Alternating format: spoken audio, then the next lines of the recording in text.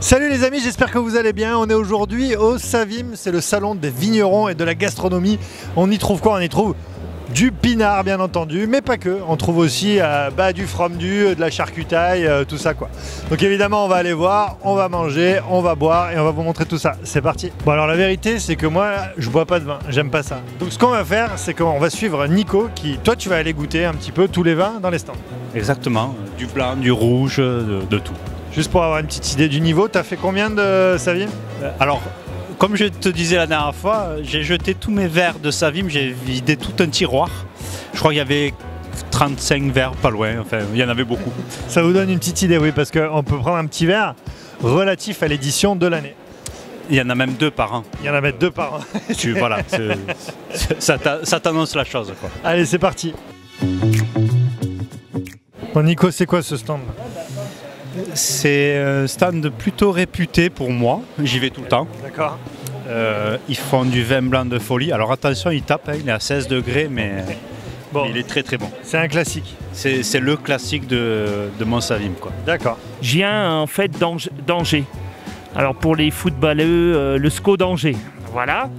Et ceux qui jouent avec le maillot de la Juve là. Voilà, le maillot de la Juve, mais bon, on n'a pas encore toute leur histoire, hein, mais ça va venir. Hein. Je vends des vins de Loire, alors des blancs secs, donc je suis assez fier, mon sec, parce qu'on a eu 2 médailles d'or, qui sont vraiment, il est excellent, hein. Faut vraiment que vous veniez nous voir. Et on a aussi des moelleux, des rosés et des rouges. Des moelleux que je produis dans le mois de novembre en fait, hein. Des surgrains, surmûris, voilà, hein. Des vins excellents, hein. Il faut venir le goûter, c'est un très bon salon, il faut venir au Savim, hein. Et les moelleux, ils sont joufflus ou pas? Les moelleux, ouais, bon, oui c'est vrai, bon, on n'est pas mec dans la famille, hein, ça c'est clair. Et puis on aime bien ça aussi, hein, vous voyez ce que je veux dire. Toujours avec modération évidemment. Domaine Taillandier, stand L22. L comme Laurent et 22 comme 22, voilà les flics. Ouais, oh, Marseille c'est malvenu, on s'excuse, mais voilà, on rigole. Eh ben merci. Le Seigneur a dit on va y aller, il fait non, je vais vous faire goûter les gars. Ah bon. Ok. Tu restes là.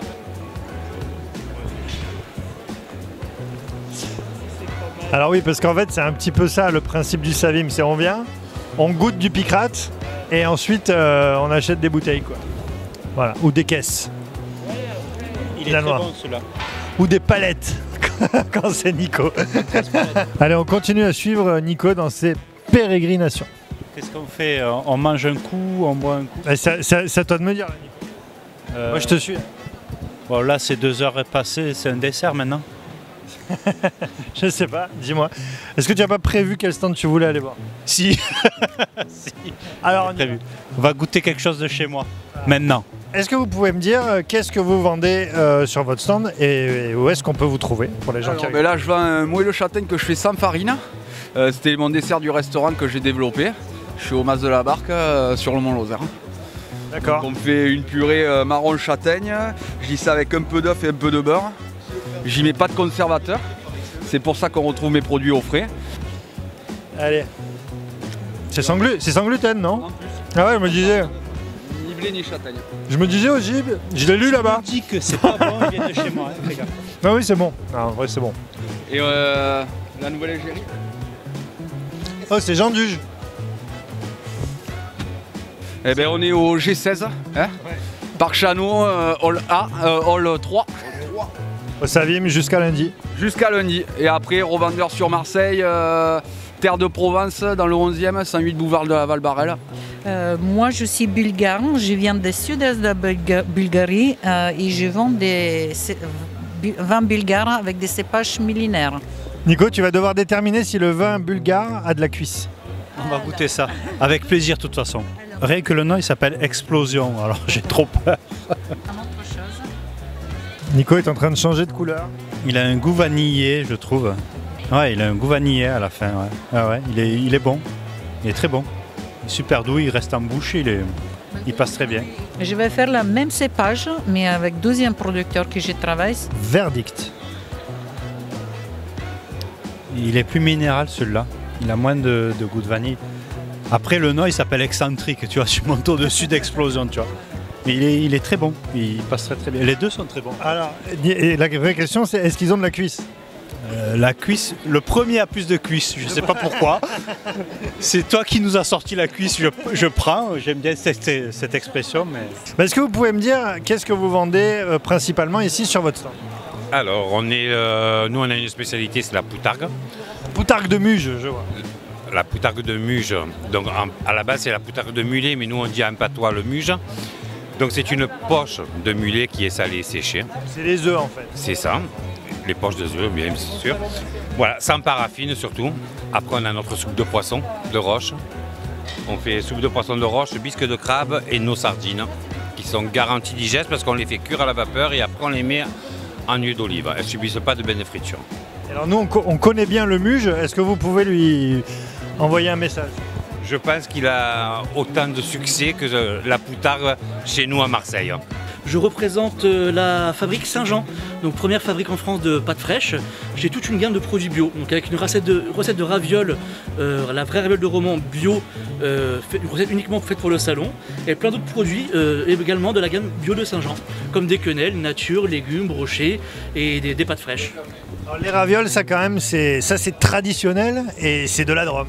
Tout à fait, voilà, c'est vraiment originaire de Romans-sur-Isère, capitale mondiale de la raviole entre autres, ils font aussi pas mal de choses, et voilà. Est-ce que vous pouvez me dire simplement ce que vous êtes en train de faire? Alors là on est en train de préparer du nougat noir croquant, qui est le nougat vraiment traditionnel provençal, celui que toutes les grand-mères faisaient dans leur cuisine pour Noël. C'est le plus simple en termes de recettes, c'est du miel caramélisé, des amandes, une petite pointe de sucre pour un caramel bien cassant et surtout beaucoup d'amandes pour juste avoir des amandes liées entre elles par le caramel et qu'on n'ait pas de morceaux de caramel dur à croquer. Et vous venez pas de Montélimar alors, comme tous les... Et non, on vient pas de Montélimar, on vient du Vaucluse. On vient du Vaucluse parce qu'on est agriculteur dans le Vaucluse en fait. C'est une exploitation familiale, entreprise familiale et vraiment avec là c'est la deuxième génération qui est uniquement dans le nougat, mais la génération précédente était encore à l'origine agriculteur. Celui qui filme là, il vient de la Drôme et il m'a dit oui, c'est pas possible, le nougat c'est de la Drôme, dans le Vaucluse ils ont juste une fontaine et puis c'est tout. Moi j'ai dit non, regarde, ils savent faire. Donc voilà, merci d'avoir mis les points sur les i. Ben, je vous en prie, il n'y a pas de problème. Moi je viens d'Ardèche, voilà, et nous vendons de la charcuterie ardéchoise depuis 4 générations, voilà, de la charcuterie, voilà, saucisson, rocaillon, filet mignon, Jésus.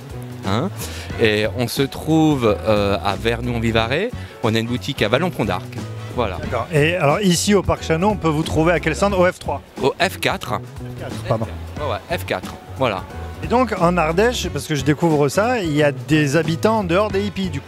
Ah oui, ah ouais. Bon, même s'il y a des grands fumeurs de ganja, hein, ah ouais, on est très bien, il y en a plein. Hein. Vous voulez que je fasse goûter? Et c'est parti. Allez, vous allez voir. Vous allez voir ce que c'est qu'un vrai saucisson ardéchois. Nico, le sauciflard, t'en dis quoi? Alors moi j'aime bien, parce que je viens de pas loin de l'Ardèche, je viens à côté des Vences. Ah bah oui. Donc joyeuse les Vences. Quand tu parles des hippies, les Vences, c'est assez costaud. Et c'est du vrai saucisson ardéchois, hein, comme on l'aime sur les marchés de là-bas. Donc si vous voulez éviter d'aller jusqu'en Ardèche, vous tapez 2h30, 3h de route pour acheter de la vraie charcuterie ardéchoise, ben vous venez au Savim et c'est bon. T'es des Vences? À 20 km des Vences, limite gare Lozère-Ardèche, tu fais ce point-là, c'est là. La gare de Guérin? Mon grand-père était conseiller municipal à la gare de Guérin. Et voilà. Oui. Magnifique village, c'est beau, hein. T'as vu ça, hein? Moi j'aime bien parce que quand tu sors des Vences, tu fais Naves, qui est sur la gauche, après tu fais le barrage de Villefort, tu fais la gare de Guérin, et après quand tu redescends, tu repasses par Saint-Laurent-les-Bains pour redescendre sur la Blachère. T'as une route extraordinaire. Ah, celle-là, moi j'adore. Ouais, juste après le bricorama de Goujon là. Alors l'avantage de Saint-Laurent-les-Bains, c'est que vous avez des thermes là-bas, vous pouvez aller vous détendre. Il y a beaucoup de vieux, hein, mais tu peux y aller, c'est très sympa. Bon, merci beaucoup en tout cas. Alors on vend toute l'Alsace sur notre stand. Toute l'Alsace. Toute l'Alsace. Donc, Même la cathédrale de Strasbourg. bah écoutez, on vous donne envie de venir voir la cathédrale d'Alsace, hein, de Strasbourg. Donc vous avez tout ce qu'il faut pour la choucroute, toute la charcuterie traditionnelle alsacienne. Alors et qu'est-ce qu'on trouve d'autre? Il y a je vois des spätzle là par exemple. Alors, les spätzle, ce sont les pâtes fraîches alsaciennes. Donc qui sont déjà prêtes, vous les passez directement dans la poêle avec un peu de beurre. Et donc il y a même la recette pour faire la choucroute mamie. C'est-à-dire si vous faites la choucroute le dimanche, vous avez plein de monde, il va vous en rester. Et le lendemain, vous faites revenir des spätzle dans la poêle et vous coupez vos restes de choucroute en petits morceaux, vous mélangez le tout, vous faites saisir et vous mangez ça comme ça.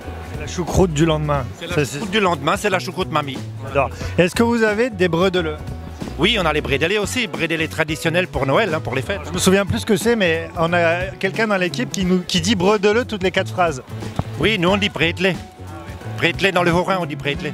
Voilà. Donc vous avez un assortiment, donc avec différents brédelés. Vous avez les chevaux brédelés, vous avez les spritz, vous avez les anis et vous avez des petites linzer aussi. Et sinon, vous avez spécialement pour Noël les étoiles à la cannelle. Voilà, vous savez, la cannelle, c'est Noël, c'est les senteurs de cannelle et tout ça, voilà. Et alors, parce que quand elle dit pas bredelleux, elle dit meneleux. Alors, est-ce que vous pouvez nous éclairer? Manala, c'est pour la Saint-Nicolas. Donc, ce sont des brioches en forme de petits bonhommes. Voilà, qu'on commence à faire en Alsace et qu'on fait jusqu'à la Saint-Nicolas. Après, c'est fini. Et de la wurst, vous avez de la wurst aussi quand même. Je vois, il y a de la wurst, il y a tous les styles de wurst possibles. Complètement. La bratwurst, vous en avez? Bratwurst, oui, c'est la saucisse. Oui, c'est la blanche, ouais. Eh oui. Et alors, en Allemagne, la bratwurst, ça se mange le matin. Bah, on peut tout faire, hein. Nos vins proviennent de la vallée du Rhône, Bolène. Nous sommes entre Orange et Montélimar. Donc nous sommes un domaine viticole récent, puisqu'il a été racheté il y a 3 ans par un entrepreneur macédonien. On fait du blanc, du rouge, du rosé. On a 3 gammes. Et alors les gens peuvent vous trouver ici au I5.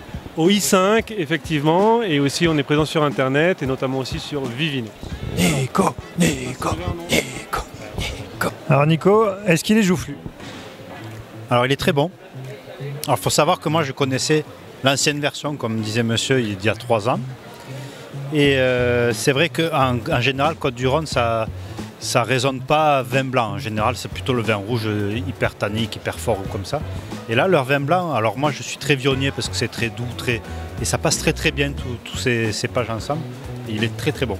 Il a été remasterisé. Remasterisé, c'est le Gourdon 2.0, c'est ça, faut dire. Exactement, 2.0. L'avantage, c'est que par rapport aux autres années, ils ont élargi les couloirs et c'est très bien. C'est vrai, c'est vrai. Ça, on l'a pas dit.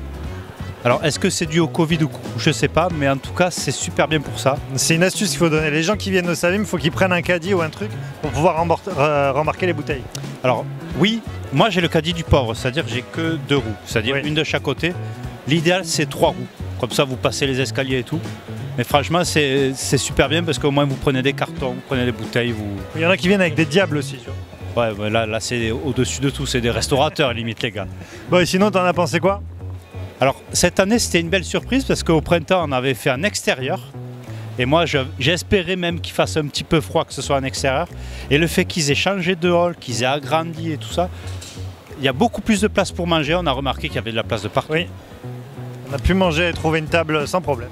Et tout le monde peut venir parce qu'il y a beaucoup de nourriture, beaucoup de vin, beaucoup de charcuterie, de fromage, il y a de tout. Donc tout le monde peut venir. Les prix restent encore corrects par rapport à d'autres années où on s'est dit qu'ils commencent à monter, ils ont maintenu quand même un prix hyper correct. Donc franchement, tout est super bon de toute façon. Et ben voilà, c'est le Savim, c'est-à-dire qu'il y a à boire et il y a à manger de toutes les régions de France. Et puis on vient, on passe un bon moment entre amis, on déguste et puis on peut manger, boire un petit peu avec modération, bien évidemment. Et puis voilà, c'est ça qu'on retient, on passe un bon moment. Merci beaucoup de nous avoir suivis et on se retrouve très vite les amis pour un nouveau reportage. Ciao!